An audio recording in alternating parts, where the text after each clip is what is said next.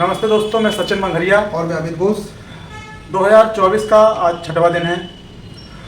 जब से नया साल चालू हुआ है सूरज निकलना बंद हो गए हैं ऐसा लग रहा है, और बारिश की संभावना बहुत तेज भी हो रही है। हाँ, तो भी मौसम बहुत अच्छा है, लोग घूम फिर रहे हैं, खासकर हमारे यहाँ के स्टूडेंट तो और ज़्यादा घूम रहे हैं। और अभी हमने 2023 में एक वीडियो डाला था कि 2023 में हमने क्या कमियाँ थी वो आपको बताई, जिनको हमें सुधारना था, तो हमने भी आपको बात रखी।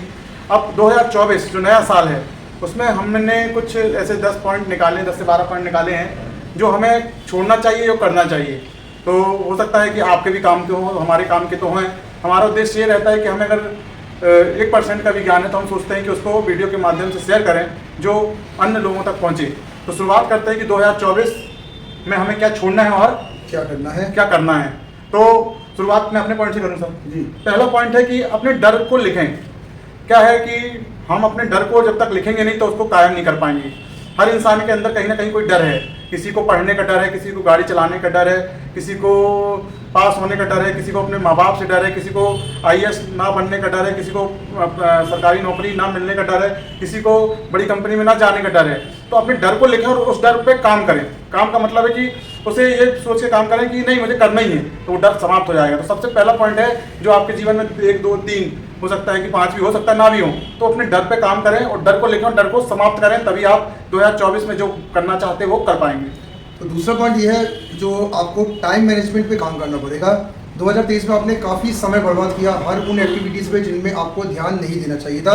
तो 2024 में आप ये प्रण ले लें जो एक्टिविटी मेरे सबसे इंपॉर्टेंट है उसको मैं दिन की शुरुआत के समय करूँगा, और जो नॉर्मल एक्टिविटीज़ है उनको मैं शाम को करूँगा। इस तरीके से आप अपना ज़्यादा एनर्जी उस एक्टिविटी को दे पाएंगे और आपको रिजल्ट्स तभी मिलेंगे जब आप एक्टिविटीज़ को प्लान करके शेड्यूल करके काम करें। तीसरा पॉइंट है कि अपने आप को समय दें, अपने आप को महसूस करें। हम क्या होते हैं कि सुबह से शाम में जो लगे रहते हैं जीवन यापन में, कमाई में और जिम्मेदारियों में, तो हम अपने आप को समय नहीं देते हैं। तो सुबह का समय निकालें, शाम का समय निकालें, अपने आप को महसूस करें, अपने आप को पहचानें कि कहाँ कमियां हो रही हैं। जो व्यक्ति स्वयं को समय देता है, स्वयं से बातें करता है, वो जीवन में सफल रहता है। तो ये तीसरा पॉइंट था। चौथा पॉइंट ये है कि इस साल आप थॉट प्रोसेस पे काम करें। पिछले साल अगर आप कुछ नहीं अचीव कर पाए तो इसका बहुत बड़ा कारण आपने ये देखा होगा कि आपके सोचने का तरीका बहुत गलत था या फिर वैसा नहीं था जैसा होना चाहिए था। तो अपने थॉट प्रोसेस को इतना सुधार लिया कि आने वाले साल में जो 2024 जो चल रहा है उसमें आप सब कुछ गेन कर सकें। पर इसके लिए आपको कुछ अच्छी किताबों के साथ, यूट्यूब वीडियोस के साथ, कुछ अच्छे वर्कशॉप, सेमिनार्स, वेबिनार्स में भी जाए और थॉट प्रोसेस में लगातार काम करें।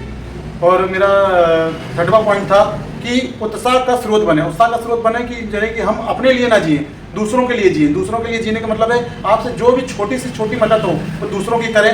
चाहे अब हमारे यहाँ भी जो भी कोर्स कराए जाते हैं, अगर कोई बोलता है कि सर थोड़ा फीस कम कर लीजिए, नहीं दे पाते, तो हम चाहते हैं कि बच्चा किसी भी तरह सीखे तो हम उसकी फीस कम करते हैं। तो किसी भी प्रकार से एक माध्यम बने किसी के ऊर्जा के स्रोत का। जब आप दूसरों की ऊर्जा का स्रोत बनेंगे तो आपके अंदर भी अपार ऊर्जा आएगी। नेक्स्ट पॉइंट है जो 6वां पॉइंट है मेरा, वो है आपका कॉन्फिडेंस लेवल पे आपको काम करना है। इस साल आपको ध्यान रखना कि कोई भी काम अगर आपको करना है तो सबसे पहले इतनी ऊर्जा अपने अंदर आप भर ले कि आप उस काम को पूरा करके दम ले। क्योंकि कोई भी काम को करने के लिए जरूरी होता है कि आपका पहले कॉन्फिडेंस लेवल बहुत हाई होना। तो अगर आप बात में कॉन्फिडेंस लेवल जो है कम होता है, डिप्रेशन होता है, घबराहट अगर आपके अंदर हो रही है, तो इस चीज़ को पहले सॉर्ट आउट करें। इसके बिना रिजल्ट इस साल भी संभव आप नहीं कर पाएंगे। मेरा 2 पॉइंट मिला के है। पहला एक 8वां पॉइंट है, इसमें 2 पॉइंट है। पहले अपनी एक अलग पहचान बनाएं।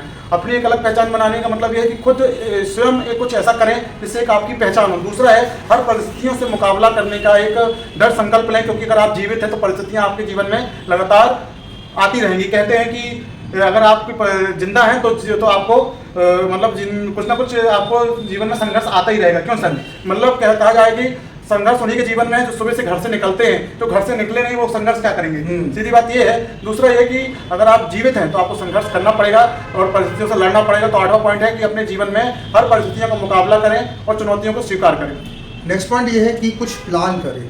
बिना प्लान करे आपने 2023 में बहुत सारी चीज़ों को किया, आपको सफलता नहीं मिली, आपने समय गंवाया, पैसे गंवाए, और सबसे बड़ी चीज़ से एक ऐसा आपने रिसोर्सेज भी कई ने गंवा दिए जिसको वापस आप कभी ला नहीं पाए। तो आप इस साल कुछ प्लान करके उतरे। करना क्या है, पहले अपने माइंड को तैयार करें, उसके बाद आप उतरे और तब जाके आप देखिएगा रिजल्ट्स मिलेंगे। ध्यान रखिएगा, पहले दिमाग को ये बताएं कि तुम्हें करना क्या है, उसके बाद ही आप कुछ कर सकते हो। 10वां पॉइंट मेरा ये है कि जिम्मेदारी लें। छोटे छोटे से कामों की जिम्मेदारी लें। जब आप छोटे छोटे कामों की जिम्मेदारी लेते हैं तो बड़े काम आपके आसान हो जाते हैं। हम जिम्मेदारी लेने से भागते हैं। हो सकता है कि हम लोग कई लोग हैं जो जिम्मेदारी लेने से भागते हैं। तो मेरा ये कहना है कि जिम्मेदारी लेने से नहीं भागें, जितनी भी बड़ी से बड़ी जिम्मेदारियां लें, बाद में वो बड़ी से बड़ी जिम्मेदारी आपको छोटी लगेगी, बस लेकिन इतनी जिम्मेदारी लें जितनी आप सहन कर सकें।